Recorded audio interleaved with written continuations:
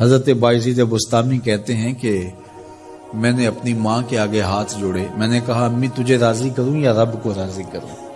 تو اپنے حق مجھے معاف کر دے، اللہ کو میں راضی کر لیتا ہوں۔ ماں نے کہا جاؤ پتر میں اجازت دیتی ہوں۔ گئے جنگلوں میں ذکر و فکر میں لگے رہے، تنہائی میں اس کو یاد کرتے رہے، دن رات ذکر کے چراغ روشن رکھے۔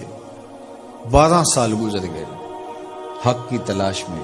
ایک دن واپس بستام کے قریب سے گزر رہے تھے، خیال آیا چلتے چلتے ماں کو سلام کر جاؤں۔ دروازے کو دستک دینے لگے تو اس خیال نے ہاتھ روک لیا کہ ساری زندگی ماں کو سکھ تو دیا کوئی نہیں، اب دکھ بھی کیوں دینے لگے ہو؟ رات کا ایک پہر بیت گیا ہے، سردیوں کی لمبی رات ہے، ماں بستر میں لیٹی ہوگی، تیرے لیے اٹھے گی، دروازہ کھولے گی۔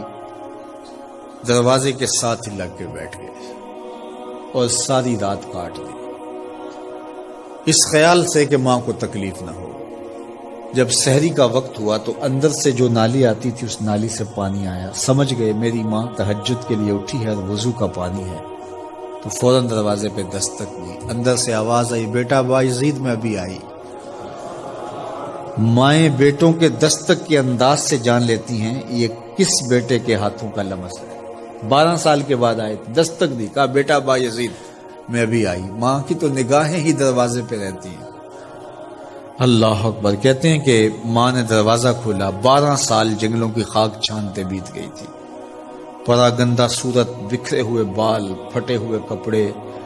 میری ماں کی جب نگاہ میرے پہ پڑی تو اس کی چشمان سے موٹے موٹے آنسو ٹپکنے لگے، اور اس نے ایسے ہاتھ پھیلا کے کہا مالک میرا بیٹا بایزید تیری طلب میں نکلا تھا، تو نے ابھی تک اسے اپنا قرب نہیں دیا۔